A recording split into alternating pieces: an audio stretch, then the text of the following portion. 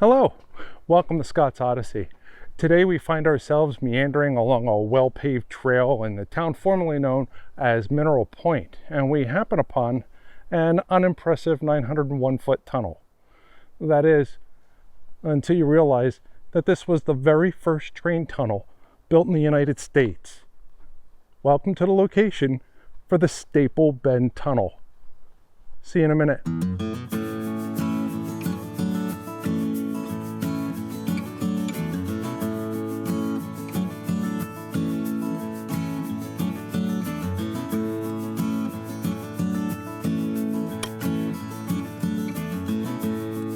Welcome back. If you've watched my videos before, thank you for your patronage, and I hope you enjoy the story of the first railroad tunnel in the United States of America. I would like to politely request that you stop finding my channel by accident. Click the subscribe, because that increases the chances of you seeing these videos when released and lowers my chances of tossing my video editing equipment out of the second story window because it likes to shut down and lose my footage of these great videos. If you're new to Scott's Odyssey, welcome aboard, and please take a moment to click subscribe for more of this journey through Odyssey stories of who we once were, and, well, the other reasons aforementioned just a moment ago.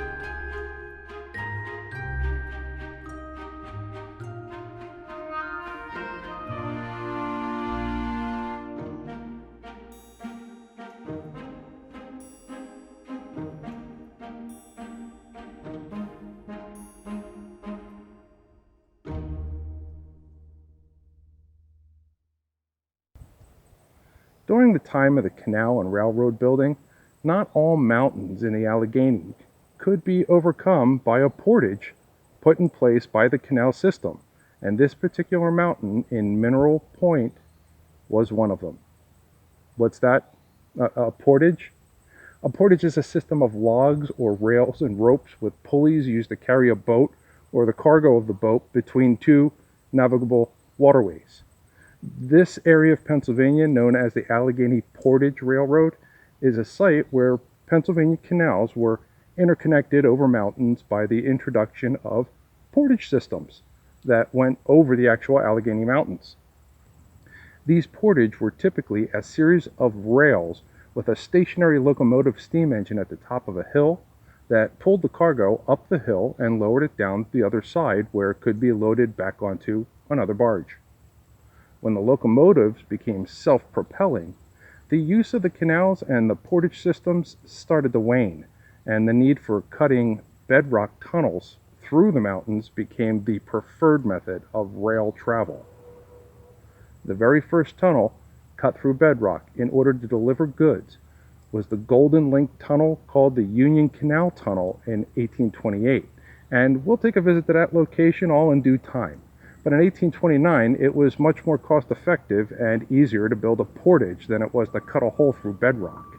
That is, until the trains started to take over the old canal paths starting in 1833, where it became a necessity to maintain the flattest possible grade, or at least stop the grade from exceeding 53 feet per mile.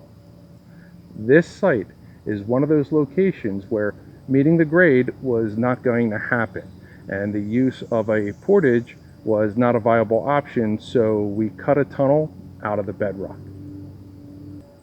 It was in the month of November of 1831, and as is often the case for this part of Pennsylvania, the weather was its usually harsh and clement condition. Working 6 days per week and 12 hours per day for about 5 cents per hour, plus lodging, meals, and other basic living necessities, men worked diligently, drilling, blasting, and chipping away through 901 feet, 14,900 cubic yards of mountain bedrock.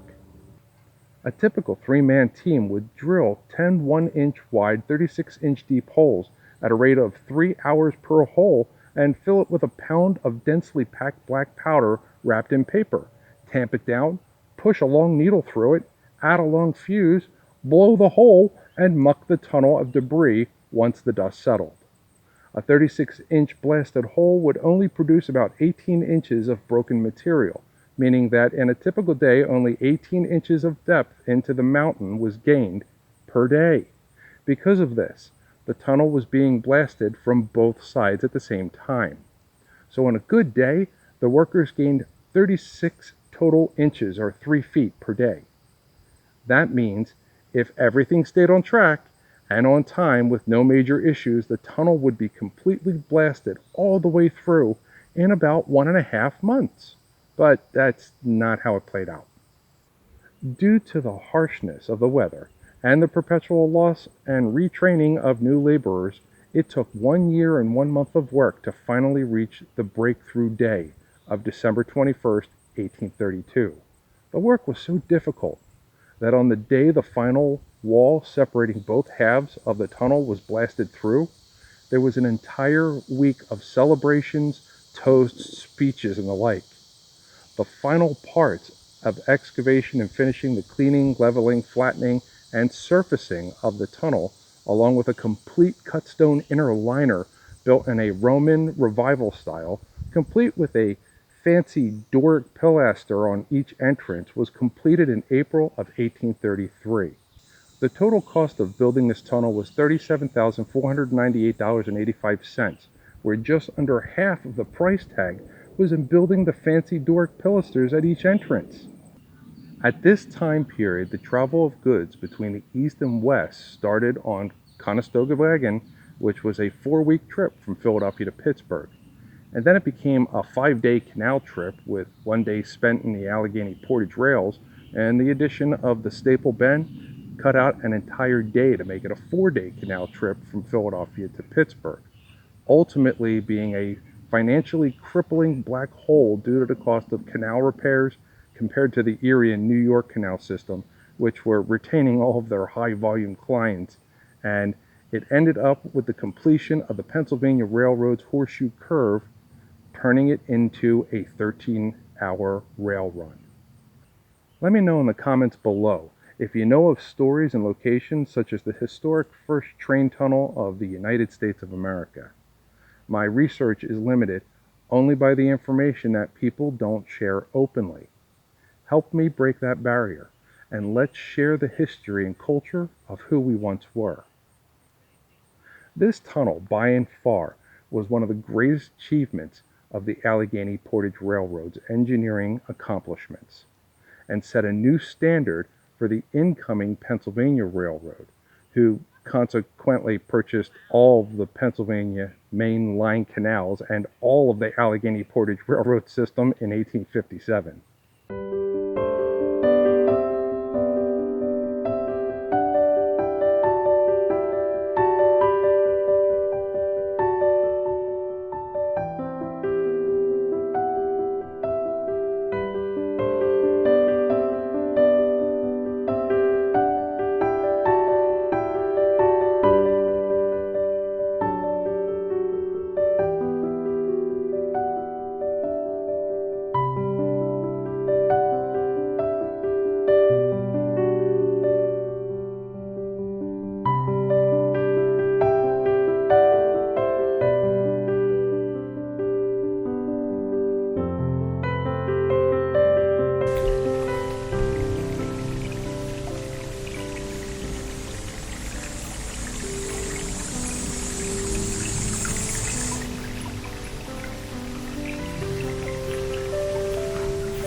So I'm walking along the path and I saw a spot that I wanted to go see because there's a really good chance that there's a hole.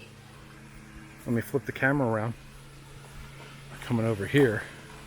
And, you know, well, isn't that disappointing? It's a nopity hole. Ooh, slip and slide. Maybe. Nah, we're not gonna do that. Let's look at the nopity hole again.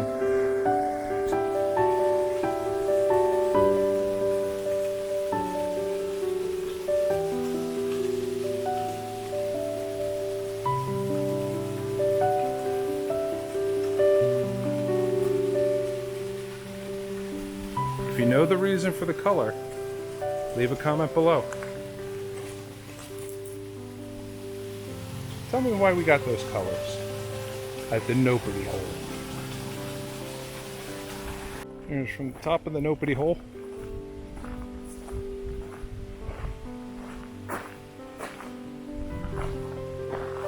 Follow the sound of water.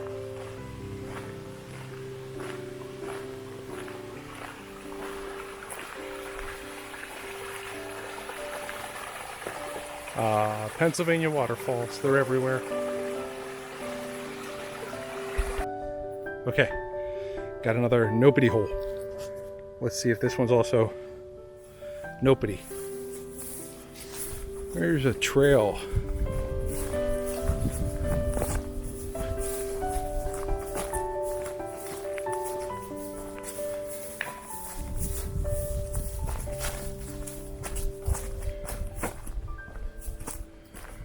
You got skeeter problems? Yes! Hurry up and find your nopity hole. Here we go. Here we go. Here we go. Do I got a hole to go into? Oh, maybe. It's being guarded by a giant noper. That's why it's called a nopity hole. You see a noper? A pretty big noper. Maybe not so nopity. Let's get a flashlight on this. Hi, Mr. Nope. What do we got? We got beer can. It's a nopity hole. It doesn't go anywhere. Got some sticks. We seen that? There we go. It's got some sticks. Then it turns into an absolute nope. Little tiny hole back there for a critter. Goodbye, Mr. Nope Spider.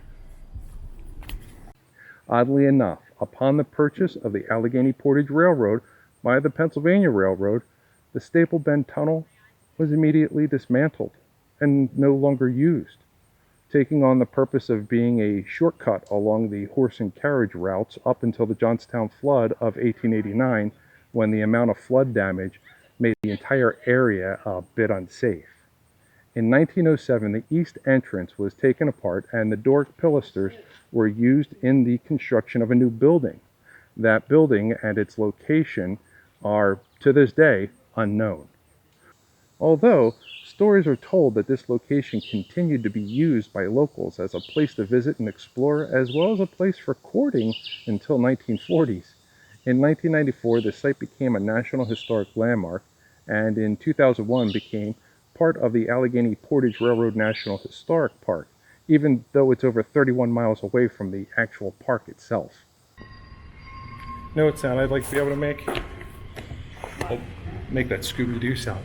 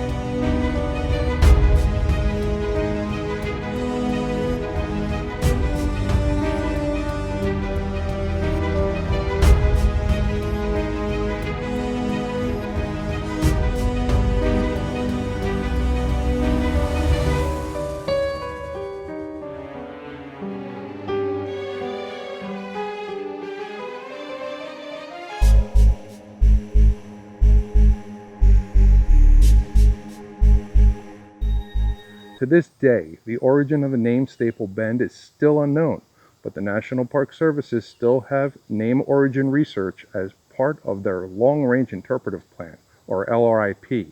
So maybe someday, someone somewhere will be fortunate and come across a little piece of paper that has how and why they came up with such a name and shed a little more light on who we once were. If you haven't already, remember to click that subscribe button, click that like button, and thank you for watching. I'll see you on the next video.